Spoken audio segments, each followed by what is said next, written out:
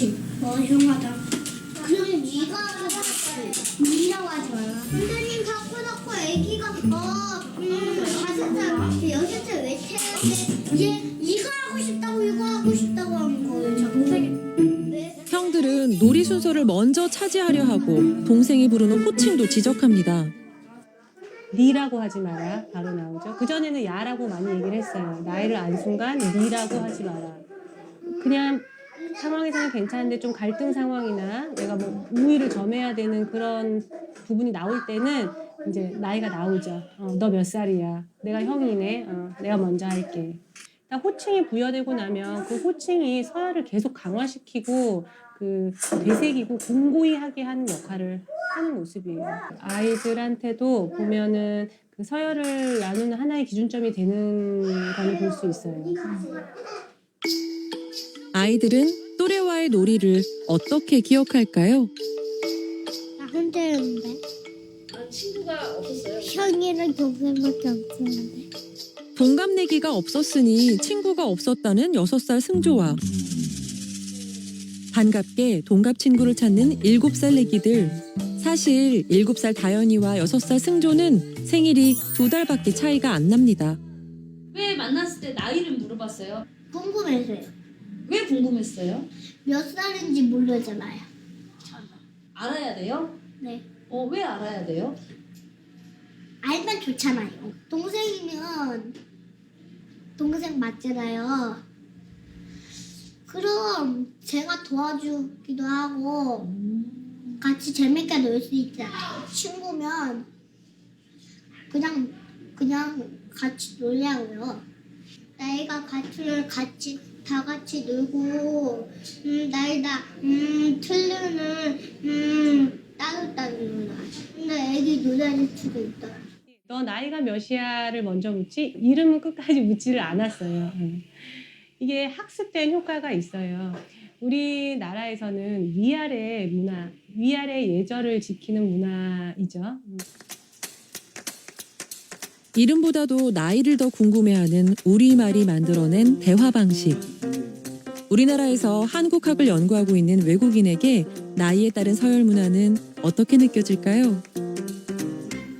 동갑이면 친구인 것부터 너무 충격이었어요. 왜냐면은 친구라는 개념이 이제 뭔가 친하고 나랑 취미 생활을 공유하고 그런 개념인데 너네는 동갑이니까 친구야라고 한 것부터 약간 처음에 혼란이 왔었고요. 나이가 많은 사람들은 뭔가 잘 챙겨줘야 되는 그런 의무감. 그래서 저도 선배들한테 밥을 엄청 많이 얻어먹었어요. 내가 계산할게 이러면서 가끔 좀 불쌍하기도 해요. 그 후배가 그렇게 많은데. 무엇보다 우리말을 쓰면서는 윗사람에게 반대 의사를 표현하기가 힘들어졌다고 합니다.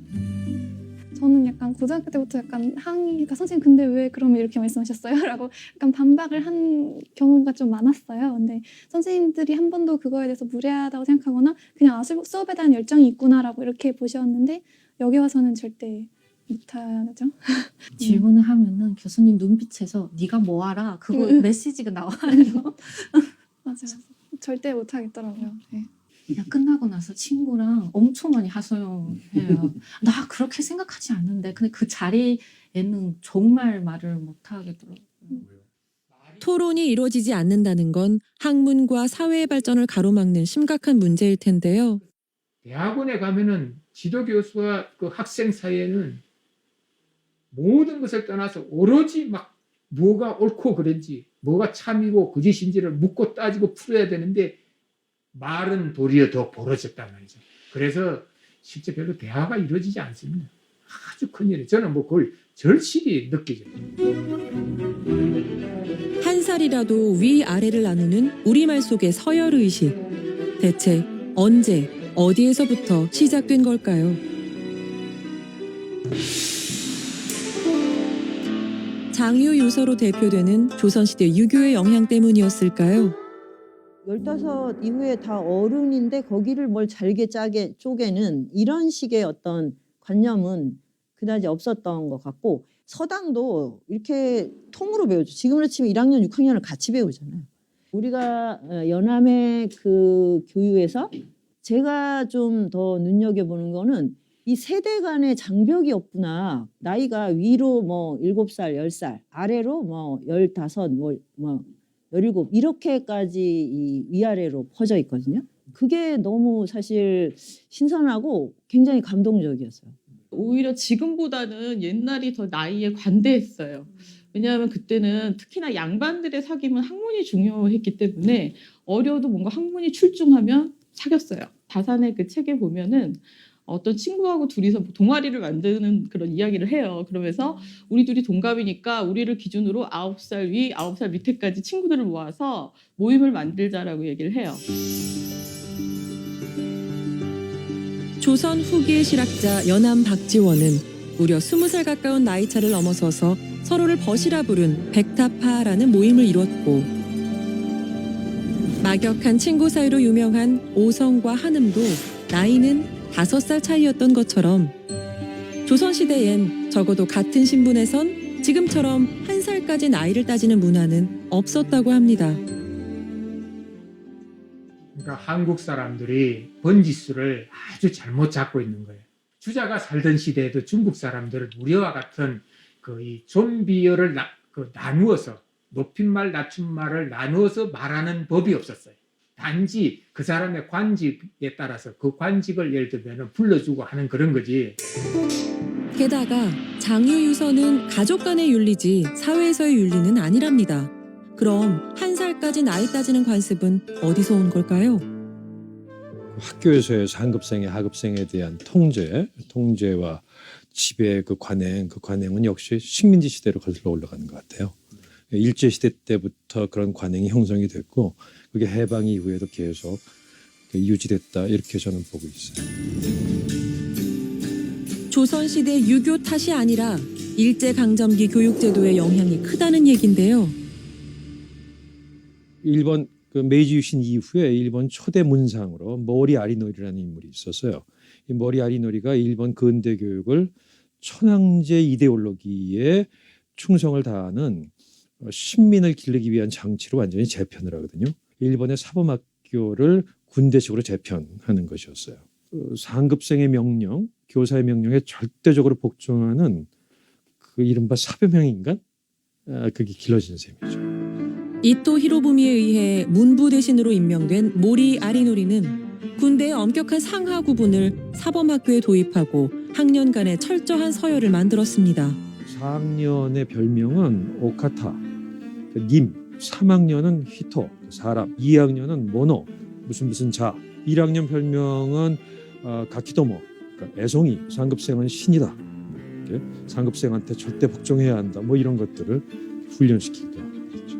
이 반장 제도 역시 민주적인 제도로 사람들이 오해하고 있는데 군대 내 하사관제에다가 일본 근대 교육 과정에서 의식적으로 학교 안에 도입된 거예요. 그 학생을 통해서 간접 통치를 하는 체제. 그러니까 학교의 반장과 군대 내 내무 반장 대단히 유사해요.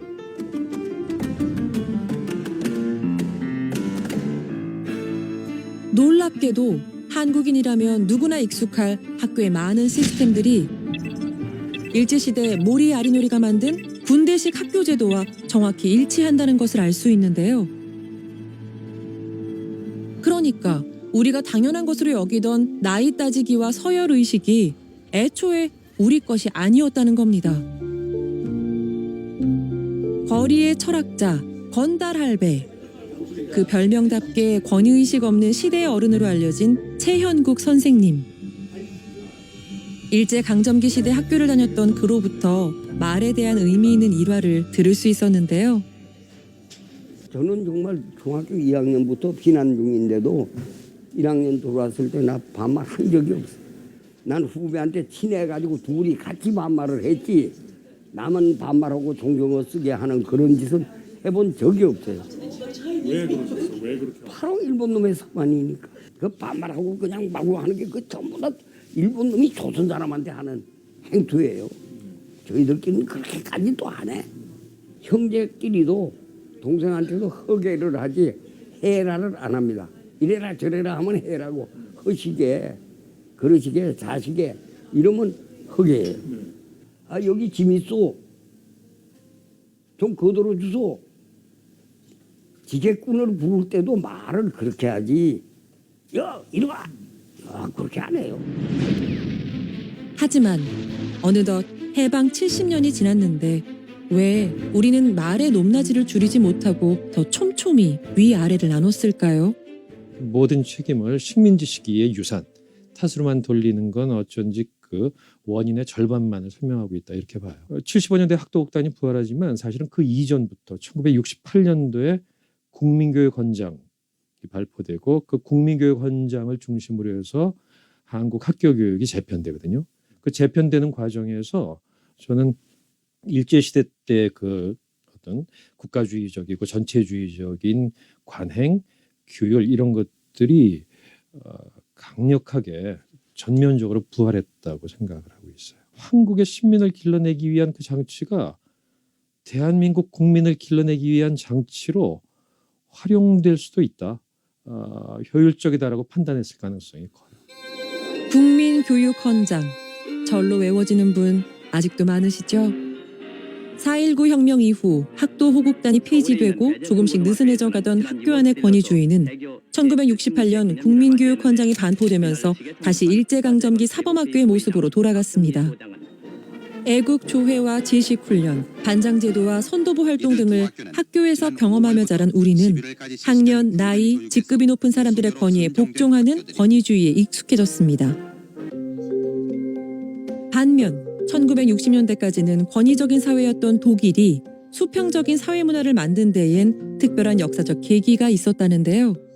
독일 현대사에서 그러니까 20세기에서 가장 큰 약간 분수령이라고 해야 되나?가 이제 68 세대, 그러니까 학생 운동이었는데 사회 운동이라고 할 수도 있는데 교육청이나 교육직에 있는 분들도 대부분 다 나치 정권에 참여하신 분들이 그대로 이제 중요한 직위에 있다는 것을 밝히면서 기존의 권위주의 아니면은 뭐 이런 남자를 그래도 약간 우대하는 그런 사회에 대한 반발로 권위를 가지고 있는 사람들도 권위를 가지지 않는 사람에게 자신에게 반말을 해도 된다고 이렇게 약간 자유롭게 해준 그런 부분에서 큰 변화가 있었던 것 같아요. 우리도 제도를 바꾸고 큰 틀에서 시민의 권리를 지키려는 많은 노력을 해온 것이 사실이지만 미처 일상생활의 권위주의에 대해선 깊이 고민하지 못하고 살아왔던 것이 아닐까 되돌아보게 되는데요. 우리가 당연하게 받아들이고 있는 관행에 대한 근본적인 성찰로 발전을 해야 된다고 믿고 있어요. 이런 것들의 역사적인 기원을 추적을 해서 그런 것들을 왜 해방 이후에도 계속해서 의심 없이 유지해 왔는지 그것을 돌아보는 계기가 되어야 된다고 생각합니다. 권위적인 우리 사회의 자화상은 사회를 비추는 거울, 우리의 말 속에 고스란히 담겨 있습니다. 대학에 있을 때 제 호칭은 교수님이나 선생님, 그리고 제가 대리운전을 처음 시작한 날 첫 손님에게 들었던 말이 아저씨 이렇게 늦게 오세요 이런 거였는데요. 아, 네 사장님 제가 지금 가고 있습니다 이렇게 하는데 그게 정말 무의식적으로 나오더라고요. 직업이 바뀌자 사람들이 김민섭 씨를 부르는 호칭과 말의 높이는 순식간에 낮아졌고 낮아진 말 높이는 여지없이 상대를 무시하는 행동으로 이어졌습니다. 호언을 하시기도 하고 뒷좌석에 앉아서 발을 이렇게 앞으로 올려서 제가 그 냄새를 맡으며 운전하게 만든다든지 야, 너, 당신 그런 부류의 호칭을 하신 분들은 높은 확률로 기억하기 싫은 그런 경험들을 만들어주신 분들이 꽤 있었죠. 호칭으로 그 사람과의 30분, 그러니까 운전한 30분은 거의 결정이 되는 것 같아요. 감정 노동자를 보호할 수 있는 산업안전보건법이 시행되면서 전보단 사정이 나아졌다지만 콜센터 상담원들이 사용할 수 있는 말과 듣는 말 사이엔 여전히 큰 격차가 있습니다. 반말은 어떻게 보면 기본 베이스라고 해야 될까? 이렇게 하대를 해도 되는 직업이구나라는 생각이 들 때가 있고요. 고객님 앞에서는 수긍하면서 좋게 응대를 하지만 전화를 끊으면 저도 모르게 제 말과 행동이 거칠어지는 것을 느낄 수가 있습니다.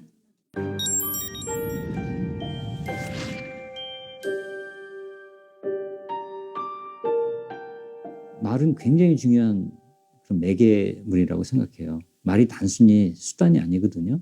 그러니까 언어와 사회 구조는 서로 순환적으로 맞물린다고 생각을 해요. 이게 인과관계는 아니다. 단어나 호칭이나 이런 걸 바꾸는 것 자체가 그 마음을 또 다르게 배치하는 그런 효과가 있어요. 말을 바꾼다고 다 되는 건 아니죠. 이 세상 그런 건 없고요. 여러 가지가 맞물려서 변화를 일으키는 건데 그중에 언어가 중요한 변수라는 건 분명하다고 생각합니다.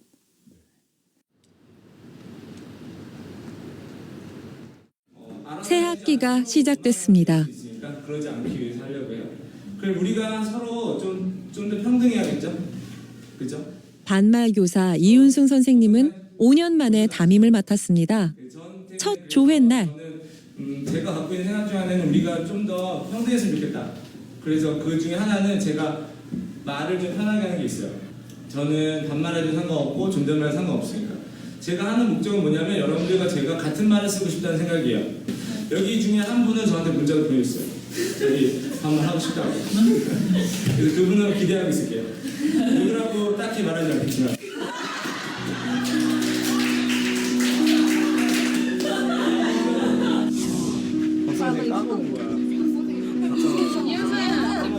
라디오 부스래. 9시 지났네. 학생들이 싫으면 싫다고 말하고 하고 싶은 말이 있으면 참지 말고 꼭 표현해줬으면 좋겠다며 자신을 괜찮은가? 그렇게 하는 건 자기한테 직면에서 다가오는 무슨 피해가 있다고 생각하는 거잖아요. 교사한테 어떤 요구를 하는 거에 대해 익숙해져 버린 학생들이 입이 트인 거지. 맞아. 방언 터지는 거예요. 맞아. 그러니까 방언 터지게 하는 첫 단추가 반말이거든요. 맞아. 그러니까 어쨌든 뭐 그게 교사든 뭐 어떤 사람들 서열에 의한 관계에 안정감을 느끼는 사람은 서열을 깨는 행위에 위협을 느끼는 거지. 맞아. 그런 위험인 것 같아. 세상이 깨지. 이윤승 같은 사람으로 교사가 채워지면 교직이라는 거에 대한 위기감까지 생각하는 것 같아. 교권 침해는 저런 데서 시작되는 것처럼. 자기 인생에 대한 도전처럼 느끼잖아요. 맞아. 지금까지 갖고 왔던 세계관에 대한. 근데 나는 학생과 사적으로 만나고 싶지 않거든요. 학생과 내가 그치. 사적인 관계가 전혀 아니라고 생각하고 굉장히 공식적인 관계여야 하고. 맞아. 그러니까 사실 나도 이 고민을 좀 했어. 그럼 내가 이렇게 반말하는 친구가 되자는 게 아닌데 나도 사적인 관계를 막 완전 무슨 친구처럼 지내자는 건 나도 싫단 말이야. 그러니까 교사라는 사람을 좀 더 편하게 느끼면서 나로 인해서 좀 편하게 느껴보고 다른 교사들한테도 존댓말하면서 자기 얘기를 하는 거 그게 사실 내 목표이기도 해. 학생과 선생님은 소통의 즐거움을 느끼고 있다지만 막상 학부모님들의 생각은 어떨까요? 버릇 없어질까 걱정은 없으실까요? 소아가 학교에서 방송반이 아니었으면 학교를 거의 이렇게 안 갈 뿐이에요. 근데 방송반 활동 자체를 굉장히 좋아했고요. 그 선생님이 뭐 반말을 하니까 더 좋다 이런 거라기보다는 어쨌든 그분이 굉장히 아이들한테 신뢰를 얻고 계신다라고 생각이 들었어요. 일단 제가 시급했던 건 제 의견을 말하는 게 쉽다는 거였어요. 생각이 많아지는? 그래서 더 많은 이야기를 할 수 있고 그러면서 더 편해지고 그런 관계가 아예 다른 것 같아요. 벽을 느끼지 않는 소통을 한다고 생각을 하면 그거야말로 이렇게 와 저것도 괜찮은 방법이네라고 생각해 줄 수 있을 거라고 생각이 들어요. 정말 저는 감사하고 존경을 표하고 싶은 마음입니다. 수평적 관계의 열쇠가 된 수평적 언어의 사용은 복종이 아닌 질문을 만들어낸다는데요. 그래서 이런 반말 시스템을 확산시켜야 되냐 그게 중요한 게 아니라 이렇게 교사가 학생들하고 수평적으로 관계를 맺으려는 이런 노력들을 다양화시키고 질문을 할 수 있는 환경이 되면 질문이 저절로 생기는데 그것 따로 교육적 관계 따로 이렇게 해버리면 제가 볼 때는 그거는 맞지 않는 것 같아요. 시대에도 안 맞아요 사실은. 말의 높낮이가 없어지면 토론과 질문이 가능해집니다. 그런데 높낮이가 없어지면 누릴 수 있는 게 하나 더 있다는데요. 이들은 좀 특이한 모임의 참가자들입니다. 아니 이 양반이야.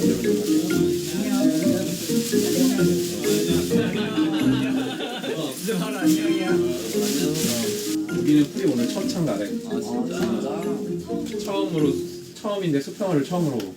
나 처음 보는 거 같은데? 나 수평이 처음이지. 이름하야 숲